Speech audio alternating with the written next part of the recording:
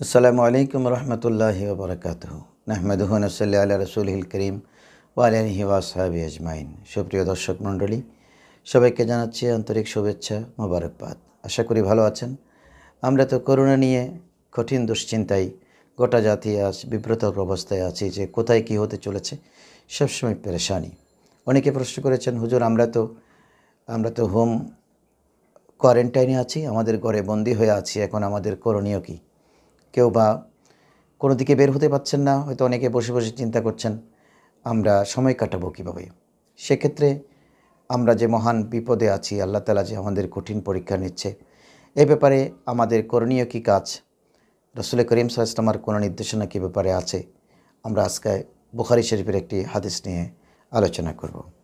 বুখারী শরীফের 1973 নম্বর হাদিসে রাসূল পাক সাল্লাল্লাহু আলাইহি ওয়াসাল্লামের এক মহান সাহাবী হজরতে ওমর রাদিয়াল্লাহু তাআলা, যিনি খলিফাতুল মুসলিমিন, ইনার প্রেক্ষিতে ইনার ঘটনাকে সামনে নিয়ে ইনি কী নির্দেশনা দিয়েছেন সে বিষয়ে আমরা আলোচনা করব।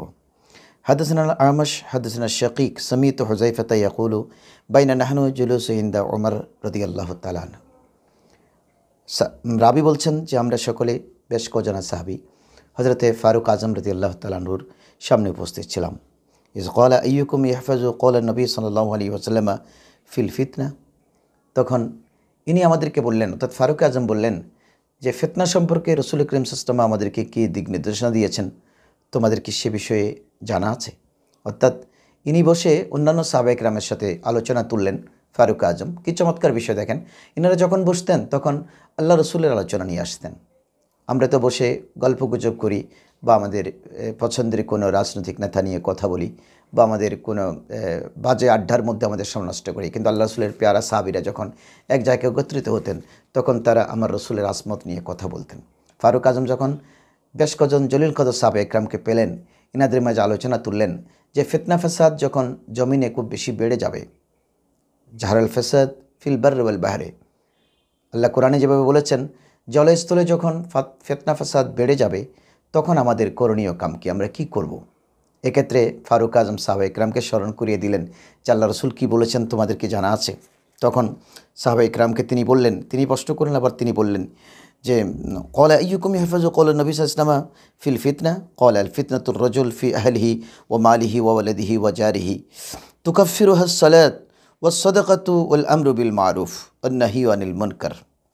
ইনি ফিতনা ফাসাদ কীভাবে জাহির হবে সে কথা বললেন, যেটা নিজের সন্তান সন্ততি থেকে হবে, নিজের মাল নিয়ে হবে, নিজের আহলে আয়াল নিয়ে হবে, নিজের আওলাদ ফরজন্দ নিয়ে ফিতনা হবে। কিন্তু সেক্ষেত্রে ইনি বলছেন সেটার কাফারা কীভাবে আমরা আদায় করব। যেমন এখন যে করোনা ভাইরাস এসেছে, এটা আমাদের ফিতনা ফাসাদের ফসল। আমরা যখন অতিমাত্রায় সন্তান সন্ততি নিয়ে মত্ত হয়ে গেছি, যখন মাল সামান নিয়ে দুনিয়ামুখী হয়েছি, আমরা যখন অনেক বেশি মানুষের সাথে ঝগড়াঝাটি, মারপিট, মানুষকে হত্যা, এগুলোতে যখন আমরা নিজে এগিয়ে গেছি, খুব বেশি ফিতনা ফাসাদে জড়িয়ে পড়েছি, তখন আল্লাহ তাআলা আমাদেরকে এই করোনা ভাইরাসের মতো কঠিন আযাব দিচ্ছেন। আর সেটা একটার পর একটা, অন্য হাদিসে আছে একটার পর একটা এভাবে আসবে যে সমুদ্রের ঢেউ তরঙ্গ যেভাবে বিশাল বিশাল বিশাল মৌজা তরঙ্গ যখন সমুদ্রের ঢেউ আছড়ে পড়ে, ওরকম এক একটি তরঙ্গের মতো বিপদ এসে আমাদের উপর আছড়ে পড়বে। মানুষ এগুলো সামাল দিতে পারবে না, অর্থাৎ মানুষ দিশাহারা হয়ে যাবে।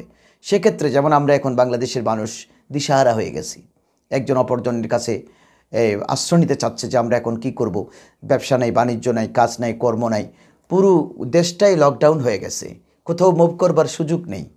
এক ভাইরাসে আমরা সকলেই কিন্তু আক্রান্ত, প্রত্যক্ষ বা পরোক্ষভাবে। শারীরিকভাবে সুস্থ থাকলেও কিন্তু আমরা অর্থনৈতিকভাবে আক্রান্ত হয়ে যাচ্ছি, মানসিকভাবে আক্রান্ত হয়ে যাচ্ছি।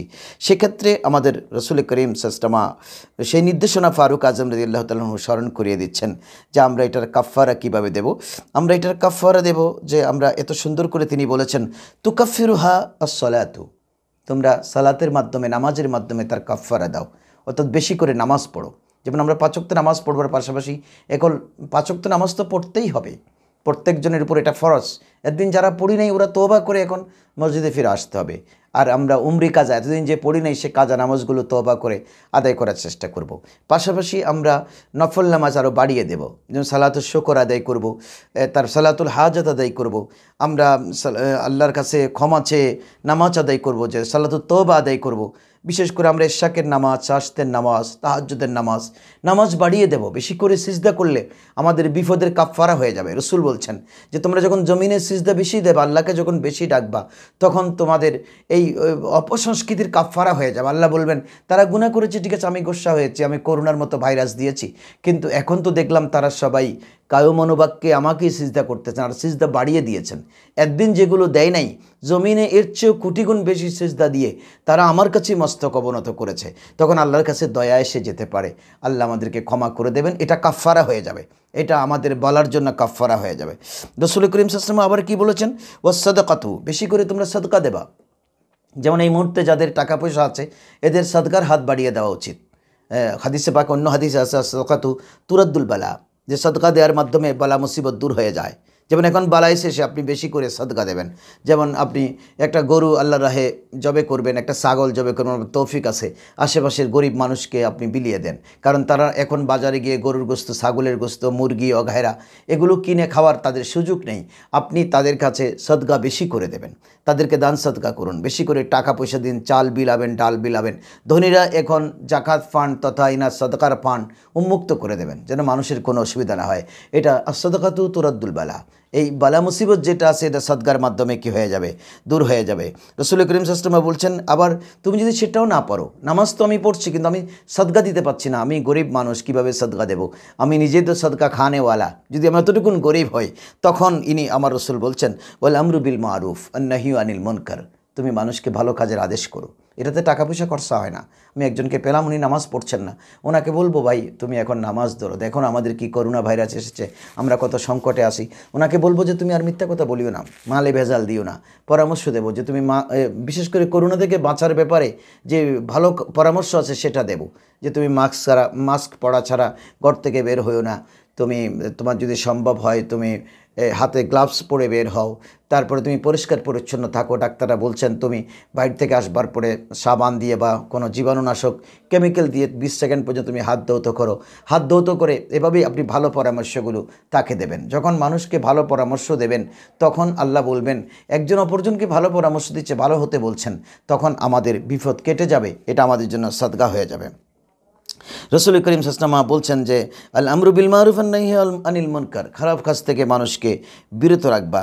ক্বালা লাইসা আন হাযা আসআলুকা ওয়ালাকিন্নাল্লাতী তামুজু কামাজিল বাহরি, যে আমরা এই ভালো কাজগুলো যদি আমরা জারি রাখি তাহলে আল্লাহ তাআলা আমাদের প্রতি দয়া করবেন।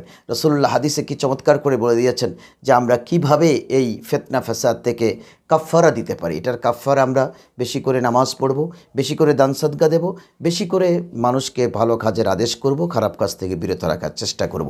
এই প্রক্রিয়ায় যদি আমরা এগিয়ে যাই, যেমন এখন আপনি আপনার ছেলে মেয়েদেরকে আদেশ করুন, ঘরে দোয়া দুরূদ চালু করুন, বিশেষ করে দোয়া ইনুস শরীফ, লা ইলাহা ইল্লা আনতা সুবহানাকা ইন্নী কুনতু মিনাজ জালিমিন, আপনি এটা আপনার ছেলে মেয়ে পরিবার পরিজনকে বেশি করে পড়তে বলুন, ছেলে মেয়েদেরকে নামাজ পড়তে বলুন। এখন সিনেমা অগায়রা টেলিভিশন বেপরদা চলতে মানা করুন। এই সময়ে আপনি তাকে ভালো উপদেশ দিয়ে গড়ে তুলতে পারি। এভাবে যদি আমরা আস্তে আস্তে আমাদের পরিবারের মধ্যে এই ফিতনা ফাসাদ যখন জাহির হলো, আল্লাহ যখন নারাজ হলো আমাদের উপর, রাসূল বলেছেন বেশি করে কতল যখন বেড়ে যাবে, বেশি করে মানুষ যখন বেপরদা হবে, মদ জুয়া যখন মানুষের হাতে আসবে, তখন সমুদ্রের মৌজার মতো বড় বড় ঢেউ তরঙ্গের মতো একটার পর একটা বিপদ আসতে থাকবে। আবার ফারুক আজম বলেছেন এরকম বিপদ আসতে থাকলে আমার রাসূল বলেছেন এই কাজগুলো করতে। তাহলে উনি কত সুন্দর করে আমার রাসূলের কথা তুলে ধরলেন। আমরা এখন রাসূলের পথে চলবো, আল্লাহর পথে চলবো, এটাই হবে আমাদের শেষ ঠিকানা।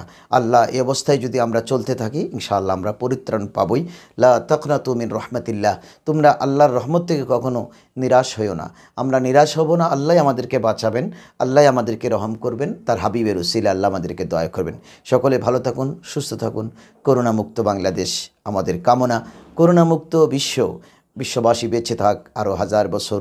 বিশ্বের পরিবেশ বাংলাদেশ মাথা উঁচিয়ে দাঁড়াবে, আমাদের প্রজন্মের জন্য সুন্দর আবাসভূমি হবে, সেটাই আমাদের কামনা। আসসালামু আলাইকুম রহমতুল্লাহি ওয়া বারাকাতুহু।